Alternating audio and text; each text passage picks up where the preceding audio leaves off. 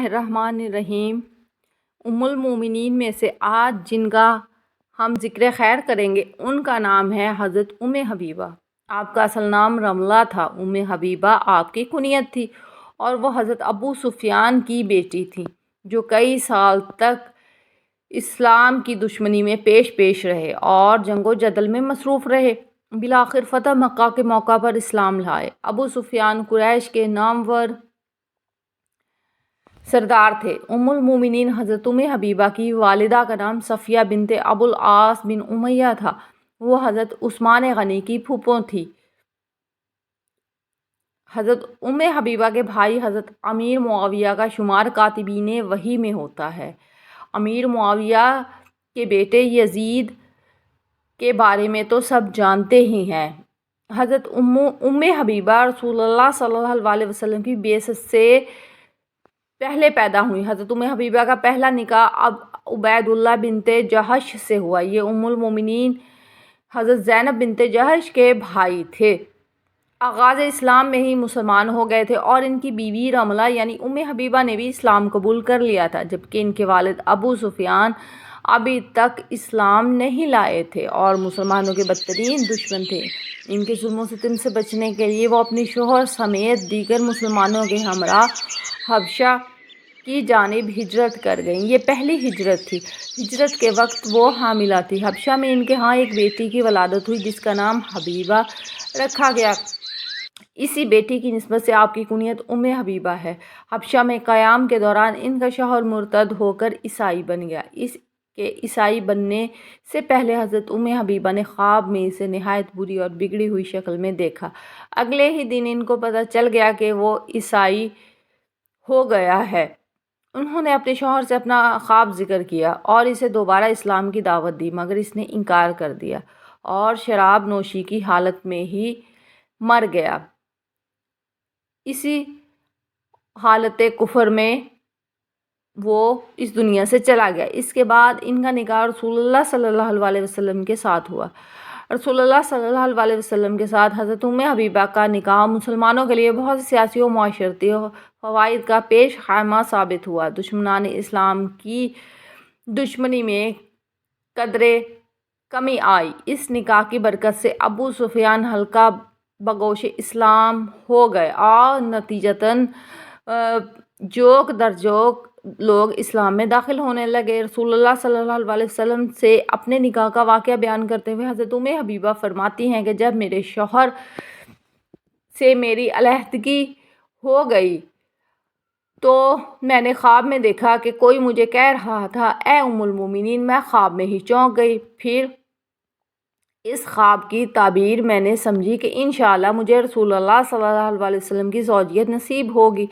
اس کے بعد جب میری عدت ختم ہو گئی تو شاہ حبشہ نجاشی کا ایک قاصد میرے گھر آیا اور ایک لونڈی تھی جس کا نام ابرہ تھا۔ اس نے مجھے کہا کہ بادشاہ سلامت نے آپ کے لیے پیغام بھیجا ہے رسول اللہ صلی اللہ علیہ وسلم سے نکاح کا، کہ میں تمہارا نکاح ان سے کر دوں۔ یہ سنتے ہی حضرت ام حبیبہ نے پیغام لانے والی لونڈی کو دعا دی اور اسی خوشی میں اپنے کنگن، پازیب اور انگوٹھی یعنی قیمتی زیورات اتار کر اسے بطور انعام میں دے دی۔ اس سے آپ ان کی بے انتہا خوشی کا اندازہ لگا سکتے ہیں۔ بادشاہ کے پیغام کے مطابق انہوں نے اپنے رشتہ دار خالد بن سعید کو اپنا وکیل مقرر کیا۔ شام کو نجاشی نے نکاح کا خطبہ دیا، حبشہ میں موجود تمام مسلمانوں کو بلوایا اور ان کی موجودگی میں توحید و رسالت کے اقرار پر مشتمل خطبہ پڑھا اور کہا کہ مجھے رسول اللہ صلی اللہ علیہ وسلم نے پیغام بھیجا ہے کہ میں ان کا نکاح حضرت ام حبیبہ سے کروا دوں۔ چنانچہ حضرت ام حبیبہ بنت ابی سفیان کے ساتھ نکاح میں نے کروا دیا ہے رسول اللہ صلی اللہ علیہ وسلم کے حکم کے مطابق،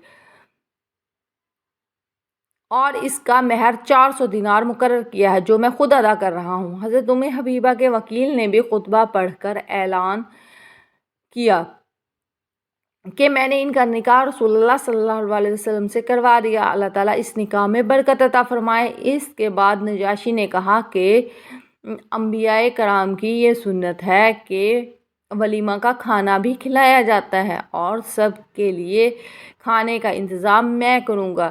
یوں حضور اکرم صلی اللہ علیہ وسلم کا نکاح اور ولیمہ نجاشی نے کیا۔ نکاح سے اگلے دن نجاشی نے حضرت حبیبہ کو مختلف قسم کے عطریات اور جہیز کا سامان دے کر مدینہ کی جانب رخصت کیا۔ نہایتی عزت و احترام سے سردار قریش ابو سفیان کو جب اس نکاح کا علم ہوا تو اسے بہت مایوسی ہوئی اور کہنے لگا کہ حضرت محمد صلی اللہ علیہ وسلم اونچی شان اور اعلیٰ عزت کے مالک ہیں، ہم ان سے دشمنی کر کے ان کا نام نہیں مٹھا سکتے۔ گویا اس نے دل ہی دل میں اپنی شکست تسلیم کر لی۔ نکاح کے وقت ام المومنین کی عمر 30 سال بتائی جاتی ہے اور یہ نکاح 7 ہجری میں ہوا تھا۔ مسند احمد کی روایت کے مطابق سیدہ کی عمر 36-37 سال تھی۔ آپ کا انتقال 44 ہجری کو مدینہ منورہ میں ہوا اور حضرت امیر معاویہ کا زمانہ خلافت تھا۔ مروان نے نماز جنازہ پڑھائی، آپ کو جنت البقیع میں دفن کیا گیا۔ عبید اللہ جحش سے ان کے 2 بچے تھے، عبداللہ اور حبیبہ۔ انہوں نے رسول صلی اللہ علیہ وسلم کی آغوش میں تربیت پائی۔ رسول اللہ صلی اللہ علیہ وسلم سے ان کی کوئی اولاد نہیں تھی۔ حضرت حبیبہ کو سیرت و صورت کی خوبصورتی عطا ہوئی تھی۔ خود ان کے والد کا بیان ہے کہ میرے نزدیک عرب کی حسین تر اور جمیل تر عورت حبیبہ ہیں۔ انہیں اسلام اور پیغمبر اسلام سے بہت محبت تھی، اسی وجہ سے شوہر کے مرتد ہونے کے باوجود وہ اسلام پر ثابت قدم رہی۔